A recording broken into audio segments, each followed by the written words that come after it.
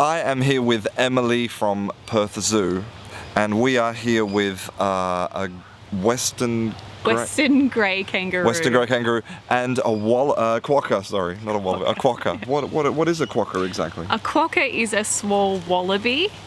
So it's a marsupial, has a pouch like a kangaroo, and the babies are born very tiny and hairless and blind. And they crawl up into mum's pouch and suckle on mum's milk. And where do they live, quokkas? Do they live all over Australia? Or? Quokkas are found on Rottnest Island off the coast of Perth, and then they're also found in small pockets on the mainland of Western Australia as well. Oh, okay, but only in Western Australia and that's right. Not in any other part of the world even? Nope, only found in Western Australia. Wow, amazing. So you were her mum? That's right. So Alia was from Rottnest Island originally, and she was orphaned as a joey. Her mum died, and she was found in her mum's pouch, and so they knew that she wouldn't survive if she stayed there, so she came to live at Perth Zoo. I became her mother, and so I had to get up during the night and feed her milk. Wow. And then bring her into work every day, and throughout the day I'd stop what I was doing and give her some more milk. Wow. And do you have any real children as well? Or? No, okay. just fur children. Just fur children.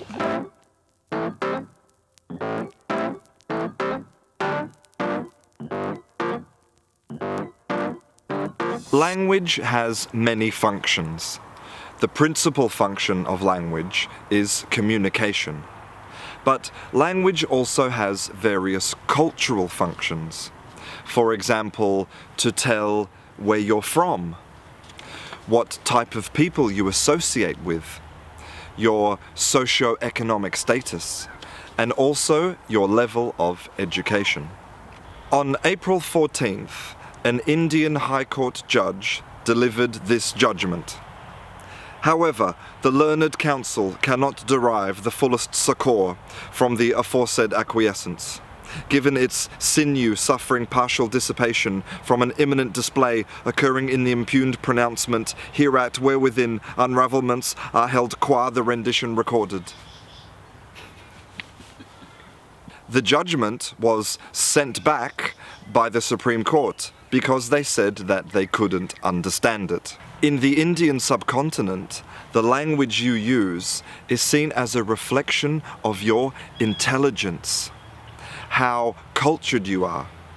But Australian English is different, and that is what we are going to be talking about today, how to speak Australian. If you want to speak Australian English, there are two simple rules to follow. Rule number 1 is be creative. Australian English is really creative. New words and new idioms are being invented every single day. The second rule is keep it simple.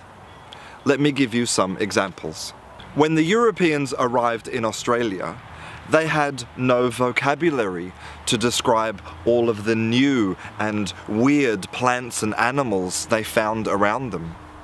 So some vocabulary they took from the Aboriginals, like koala, kangaroo, and boomerang. But other vocabulary they had to invent. So when they found a lizard in the desert that runs like this, they called it the bicycle lizard, because it looks like it's riding a bicycle. When they found a frog in the forest with a big cross on its back, like a crucifix, they called it the Holy Cross Toad. When they found a frog that makes a strange bonking noise when it talks, they called it a pobble bonk.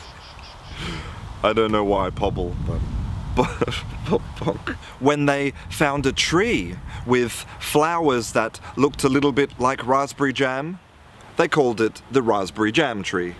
And when they saw a tree in the middle of the desert with beautiful white flowers that looked like snow, they called it the snow in summer.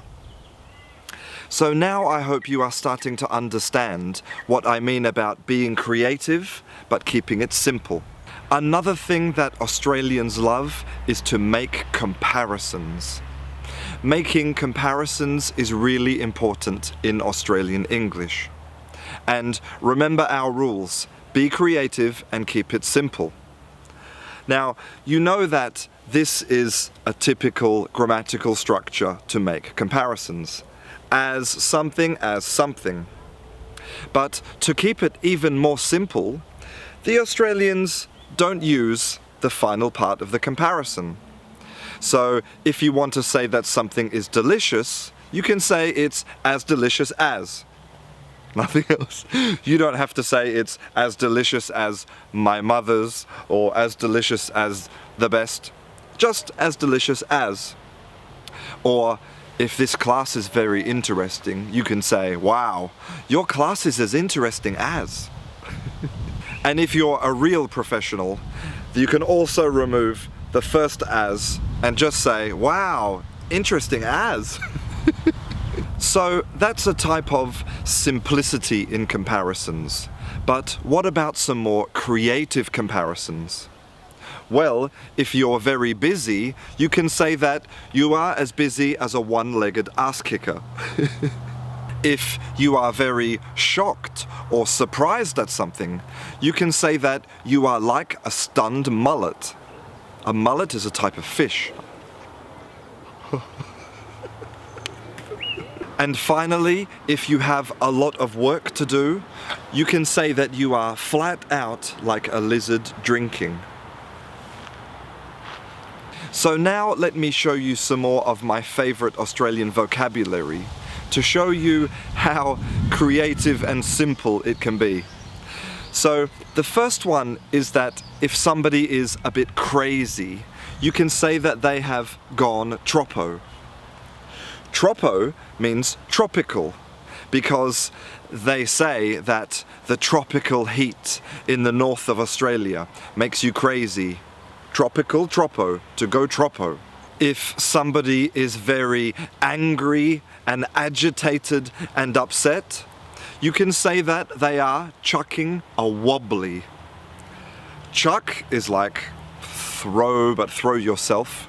And a wobbly, because when you're very angry and agitated, you wobble.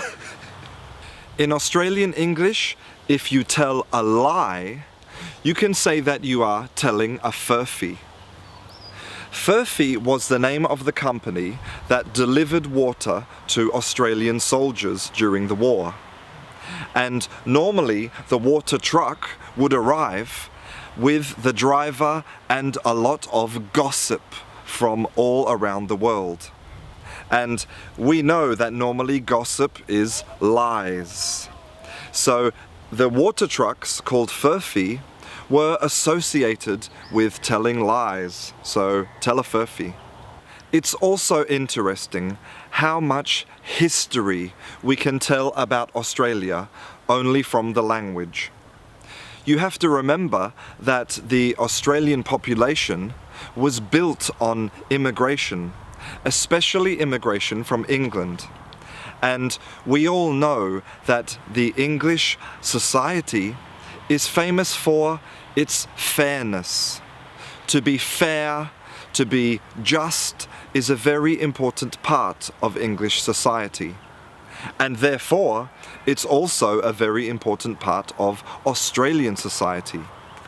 And that's why we have the word, the phrase, to give somebody a fair go.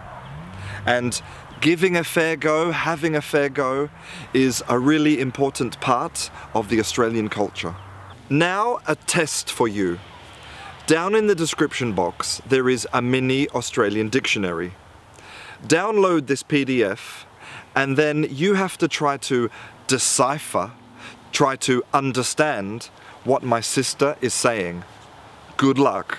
I was in Whoop Whoop yesterday, Arvo, with me cobber, who's loaded and his ankle biter. We were out looking for boomers, but there were so many blowies, me mate got as mad as a cut snake. So he spat his dummy and almost came a cropper. It was the dog's breakfast. Oh, really? Yeah. So now I hope you can see that Australian English is very simple but also very creative. Sometimes when somebody is talking to you, you don't know whether they are inventing vocabulary in that moment or whether it is something that has been around for 100 years.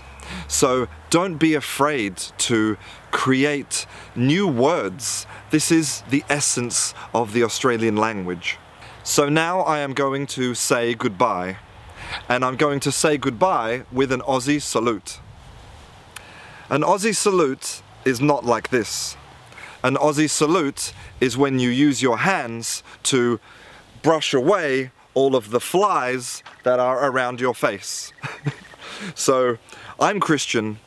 This is Canguro English. I'll see you in class.